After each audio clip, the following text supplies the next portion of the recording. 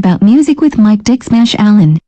We are excited to talk about his many projects, including his 20-piece band Space Elevator. Technically, I think the very almost like the proto Space Elevator was my grad recital when I was leaving CAP. Oh, I see. So okay. that would have been back in 2014. And I only had, I think, like 2 songs that I wanted to have this huge ensemble play. I think at that point it was actually a 30-person band, but I could get away with that because we were all students, and so we were all students up at music school, so I could just say, hey, what are you doing Thursday afternoon? Cool, you're also in between classes, come to this rehearsal.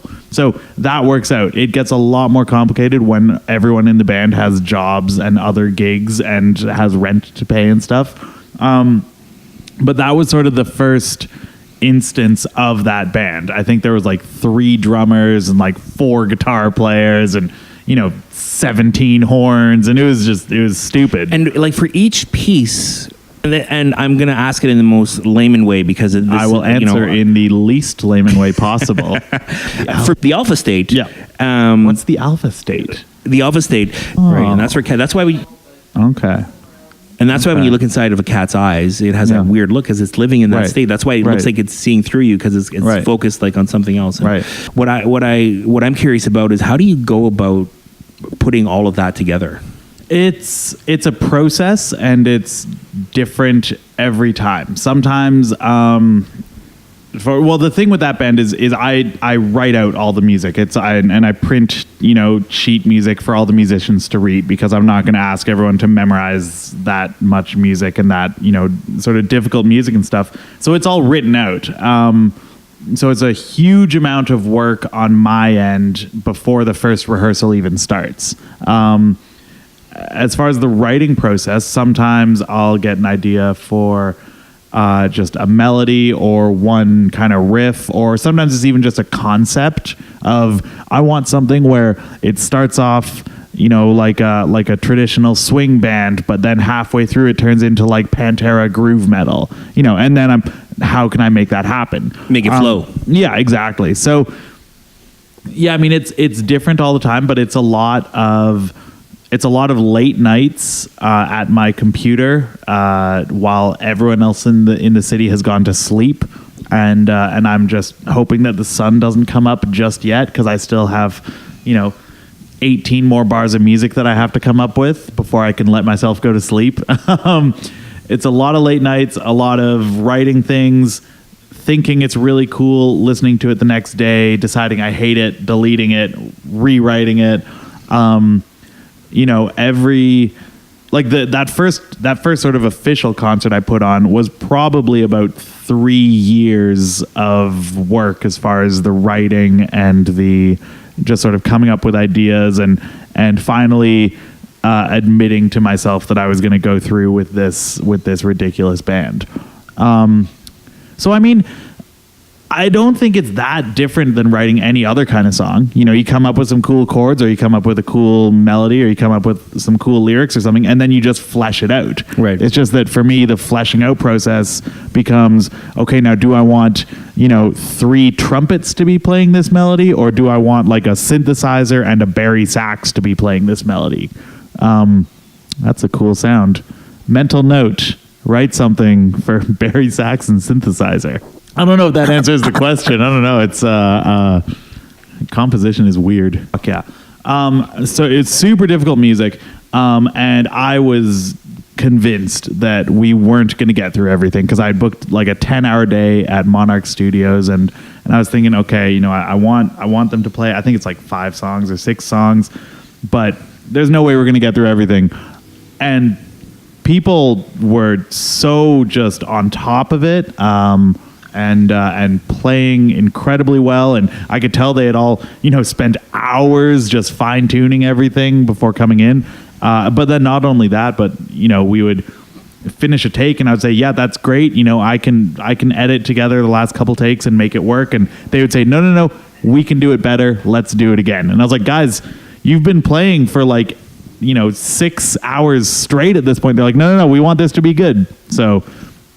I can not thank my musicians enough That's awesome. That's amazing. I'm so excited to listen to the record and played right here in the barbershop. We played, your bands for sure. We played a lot of Big Evil here in the barbershop for sure. How do people keep coming?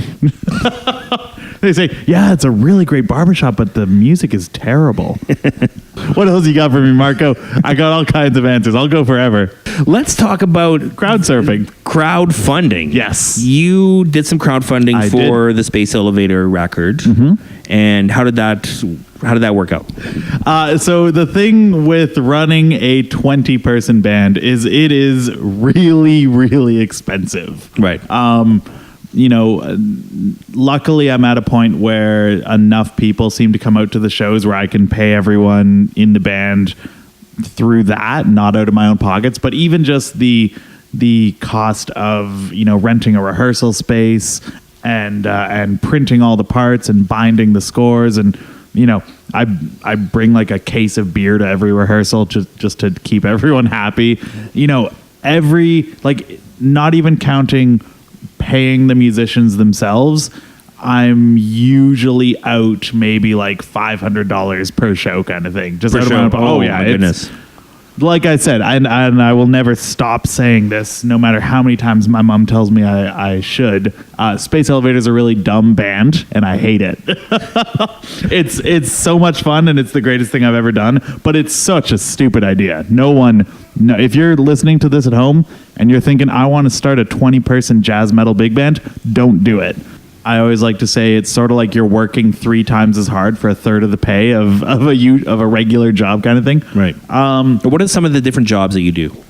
I do. I play in a million different groups. I do a lot of arranging and writing for different people. I do soundtrack work. I do teaching. I think the biggest thing for me is just being able to be versatile. And that, I think, has been the thing that has allowed me to do as much as I do. Right. How many instruments do you play? Too many. You play them all. The main ones are, any of the saxophones, any sort of clarinets, flute,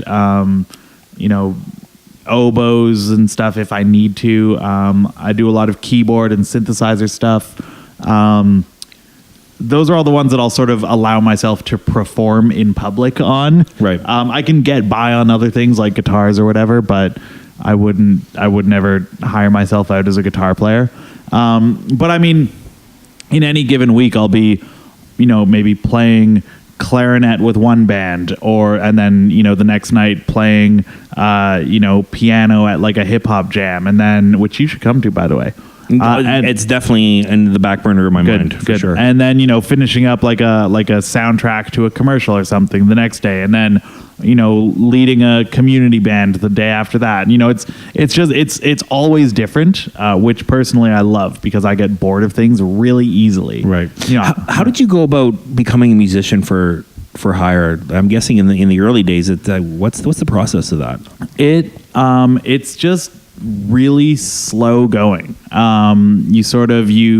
What I did right at the beginning is I just said yes to every single gig. If someone offered me something, I would say yes, regardless of whether it was going to be good or whether it paid well or whether it even paid. I just said yes to everything. I was still in school. I was still living at home, so I was sort of able to get away with that.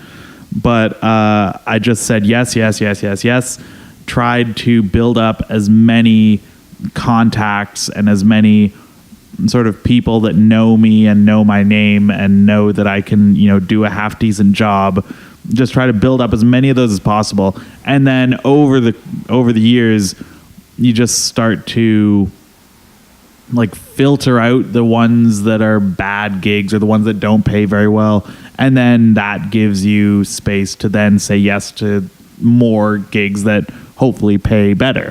When you're in school, do they actually like tell you or give you some sort of price that you should be asking for, some sort of value point where you're like, here, you're doing this and you're showing up at this kind of gig, you should be asking for this kind of money? Like, I'm guessing at some point you become unionized. Are you? The Vancouver Musicians Union is a little, it's a little They so that's not the kind of union that's going to show up and break your kneecaps if something goes. No, apparently the Montreal Musicians Union does do that. You know, apparently they started. It was just like a mob thing, and they would come in and be like, "Hey, we heard you didn't pay your band last night. It'd be a shame if all your tables were to be broken right now." Yeah, it's unfortunate that sometimes things need to get to that. But if you've ever watched The Sopranos from start to finish 4 or 5 times, like I have, you know that sometimes you need to go there. No, but they don't really give you a set rate like that, because I've always found that it depends on the gig, it depends on the opportunity. Sometimes I'll take gigs that maybe don't pay as well, maybe don't even pay at all, but it might be a really cool opportunity that's going to lead to other things. I think that's just a case by case basis. That's like the decision that you as an individual have to make. Yeah. So, no, there's not really a set rate. I mean, there are set standard unionized rates, but I mean, in the 10 years that I've been seriously playing music, I have played one single union gig. Right. And I mean, maybe that's just I don't actively seek them out that much. A glass of red wine. Wow. Some woman's 60th birthday, and they had a DJ playing, but they wanted something more. So they hired me to come and just play sax along with the tracks that the DJ was playing. It was really weird. I had to go out to like the depths of West Vancouver. And that sounds like $100 an hour to me. Yeah, well, I think I made about $200 or $300 on that. It was great, and I was only there for about 2 or 3 hours, so it was not bad, but it was a really weird gig. Right. The guy at the end of the night was super drunk too, and he comes up to me. He's like, "Hey man, did I pay you already?"